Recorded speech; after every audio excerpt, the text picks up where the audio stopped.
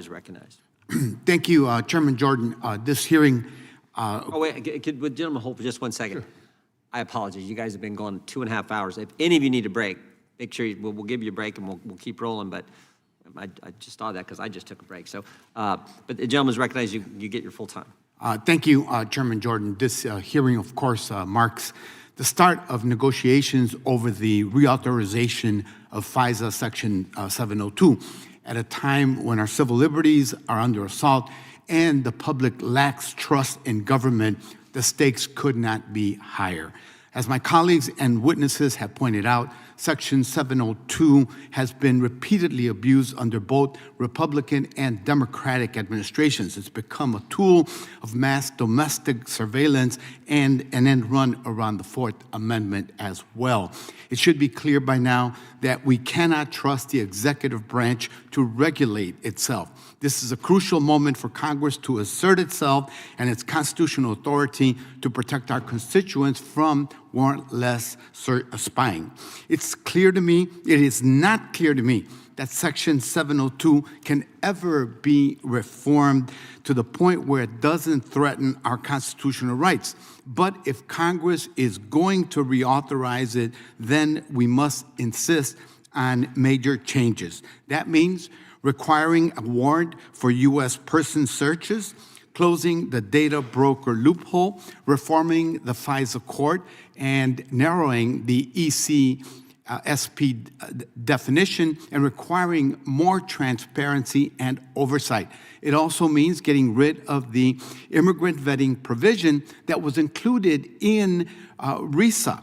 This broad law requires Section 702 querying procedures to, quote, enable the vetting of all non-U.S. citizen persons who are being processed for travel to the United States, end of quote.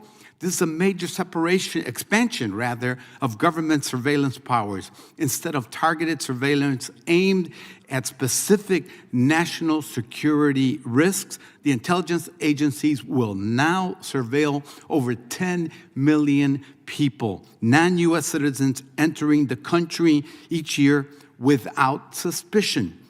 This will also affect the privacy of Americans whose communications will be accessed at much higher rates and subject to further abuse by agencies that have shown complete disregard for our civil liberties. It's not just progressive Democrats who oppose this provision. Chairman Jordan opposed it and spoke against it on the House floor, highlighting that it would, quote, authorize the surveillance of a whole new category of individuals, end quote. Ultimately, 80 Republicans voted against it. Ms. Gautier, thank you for being here today. Can you speak to the potential harms of the immigrant vetting provision and the significance of the bipartisan opposition to it? Sure. So ordinarily, in order to conduct a query, the rules for the agencies require them to have to reasonably believe that the query will yield foreign intelligence. That's a very low bar, given how broad the definition of foreign intelligence is. And yet, despite how low the bar is, unfortunately, a provision that was adopted last year in FISA, and again, as you mentioned, the chairman opposed it. Most people in this room, I think, opposed it, but it was still adopted.